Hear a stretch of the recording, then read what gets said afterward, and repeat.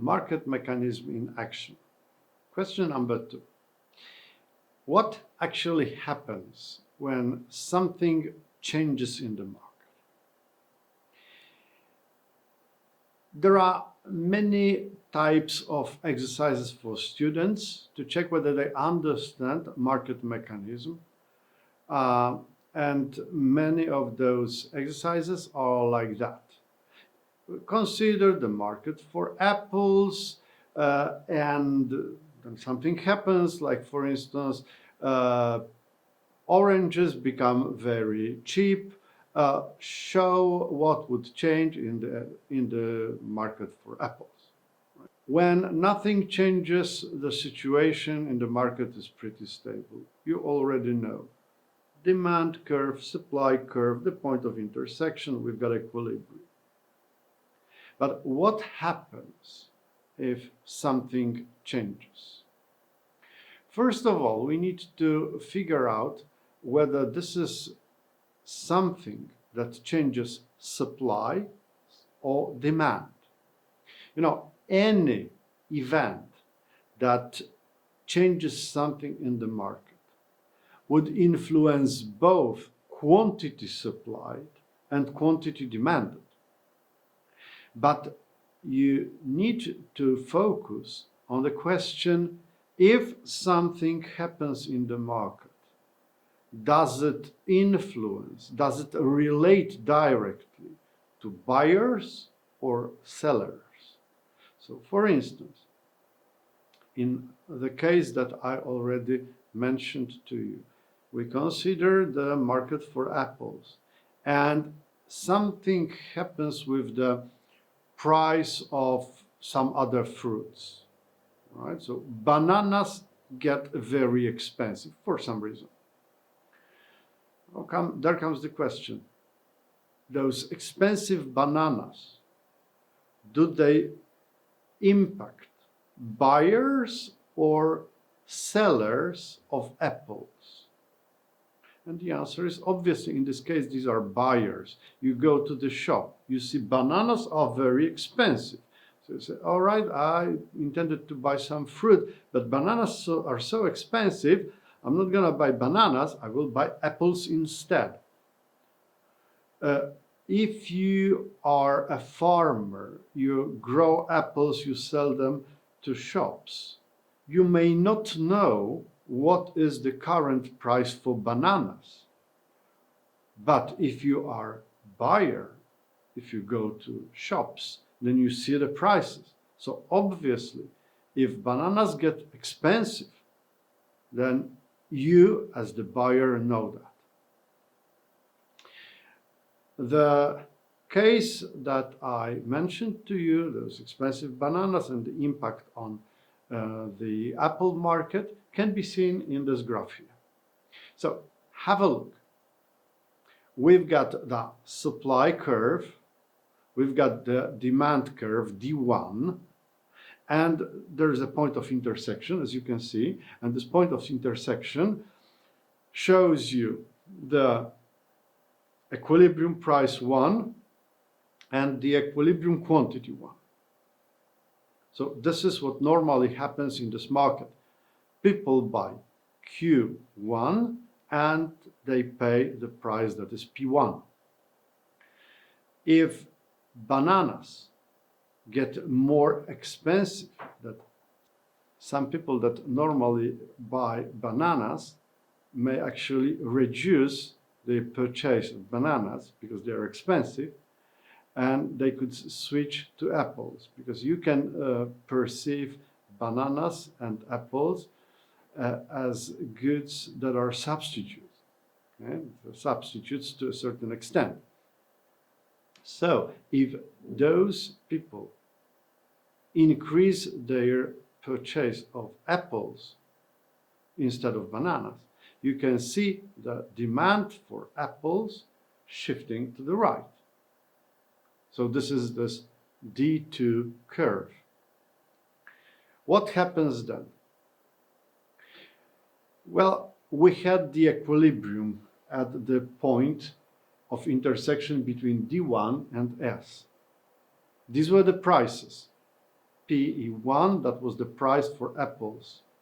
But if demand for apples shifts to the right, then at this price we can see disequilibrium, because quantity supplied of apples for the price PE1 is here, whereas quantity demanded, the one taken from the D2 curve, for the same price is much greater, as you can see. Therefore, this difference, this horizontal distance between those two, shows you disequilibrium in the market. This is market shortage, actually. And for this market shortage, you already know how the market reacts. So prices are pushed up, quantity demanded and quantity supplied, they grow closer and closer to each other, right? And there is a new equilibrium point at PE2 that offers you another equilibrium.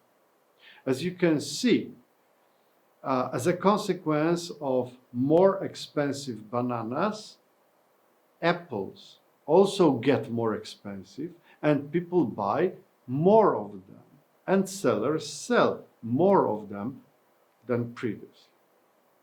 So that would be the influence of more expensive bananas. Speaking in more general terms, the graph here and my commentary actually serves any increase in demand. So whenever demand increases for some reason, remember, not quantity demanded, but demand. If demand increases for some reason, then obviously we see this kind of situation. Prices are growing and quantities are growing as well. What if demand decreases?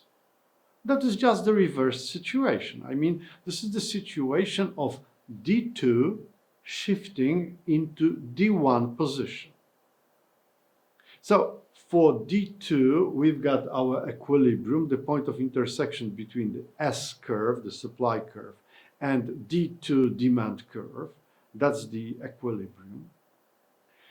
And if demand shifts to the left, to the position of D1, then you can see the difference between quantity supplied for P2 and quantity demanded for P2.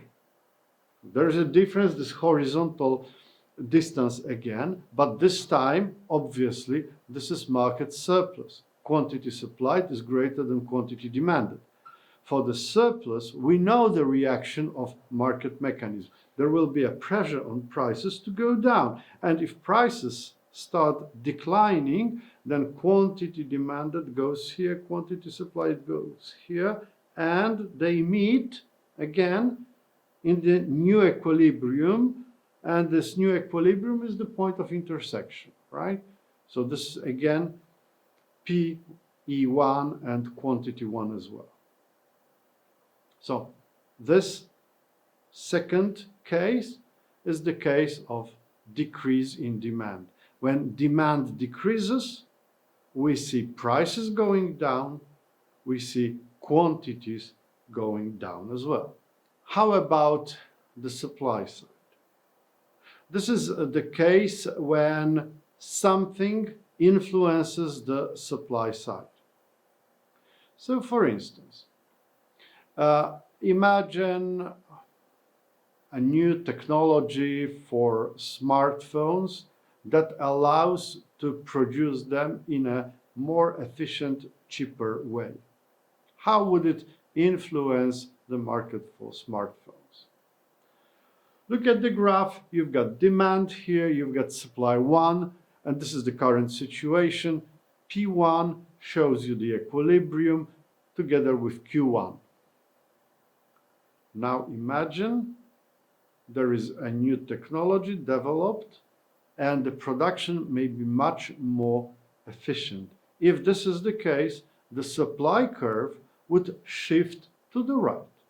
If it shifts to the right, then what we see again is disequilibrium at the price PE1. We've got this horizontal distance here. That means we've got market surplus. For market surplus, we already know the price would go down, and those two things, like quantity demanded, quantity supplied, will meet again at the new point of equilibrium, which is given by PE2 and QE2. So this is the new equilibrium. If the supply grows, we can see greater quantities and smaller prices. And this is basically what we see in the market of smartphones, because there are many technological changes there. And you can see that actually the quantity of smartphones that are present in the market is actually growing, more and more people having them, and they tend to be cheaper, I mean more available to people. But on the other hand, if supply decreases, and a good example here is usually from agricultural sectors, something bad happens with the climate, for instance, and the supply of some kind of food, be it apples, for instance, again, decreases. So you can see this shift from from S2 to S1 back, right? So there is a shift to the left. And if there is such shift to the left, then this horizontal distance here means we've got market shortage, and the answer of the market is pushing prices up, getting to the new equilibrium. And again, we could say if supply decreases, then prices would go up and quantities would go down. Less in the market at a higher price. That's how decrease in supply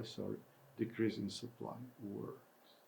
So whenever you get this kind of question, what would happen in the market if something happens? Consider two things. First thing, does it relate directly? Remember, directly, because indirectly it's going to hit the supply side and the demand side, but directly, does it hit supply side or demand side? It never hits both in the direct way. If you know already whether this is supply side or demand side, think whether this is a positive impact, like increasing demand supply, or is it negative, like decreasing supply or demand. When you know that, it's just one of four possibilities. Demand growing gives you greater prices, greater quantities. Demand declining, decreasing, gives you smaller prices, smaller quantities. Supply growing, increase in supply, gives you greater quantities, smaller prices. And when supply decreases, quantities are smaller, but prices grow. Simple.